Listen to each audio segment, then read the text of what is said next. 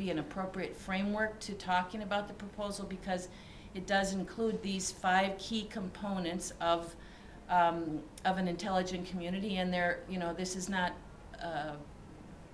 new stuff. Many of us involved in economic development will recognize the components, workforce being really critical, attracting and retaining knowledge workers, creating a culture that promotes and supports innovation, the whole digital inclusion piece, and then the market, building the market, recognizing that if you build it, they will come out, really does not work for broadband resources. So we put together a proposal, then we began to think about our proposal is delivering on and drilling down into each of these components of the Intelligent Community Framework.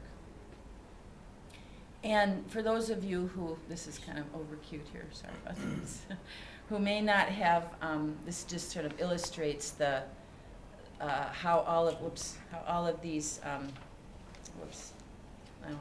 I'm in trouble. There we go.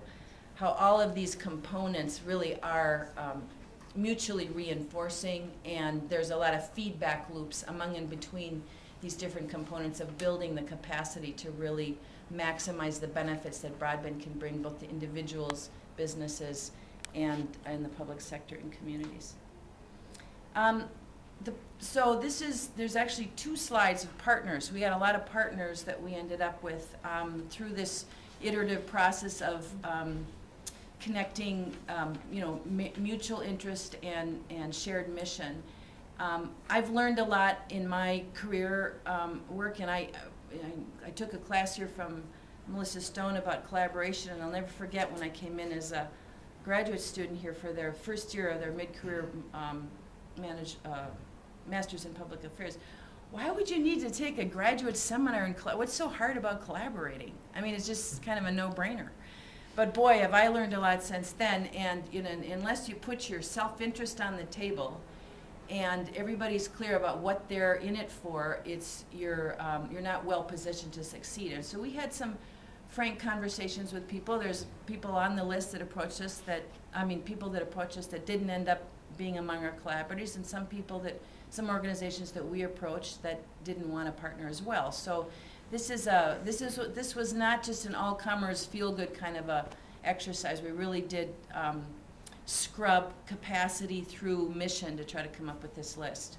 And I'm not going to read the list, but as we go into the meat of it, what are we actually going to be doing, you'll get a better sense about the different roles of each of these organizations.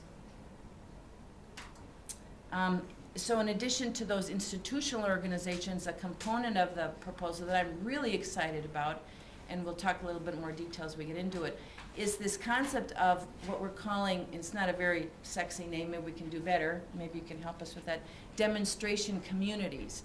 And this is really an opportunity to drill down even deeper into a concept that we have currently on the street in our program called Lightspeed program, which is to demonstrate the benefits of services and other applications that require ultra-high-speed broadband infrastructure to run. And we're looking at an intensive effort, a multi-sector effort in a place to try to really demonstrate what a broadband-enhanced economy might look like. We're really excited that we've got a broad range here of cities, counties, regions, tribes, and so we've had a kind of a liberal, if you will, definition of communities as communities as they self-define themselves. Bill's going to step up and take us a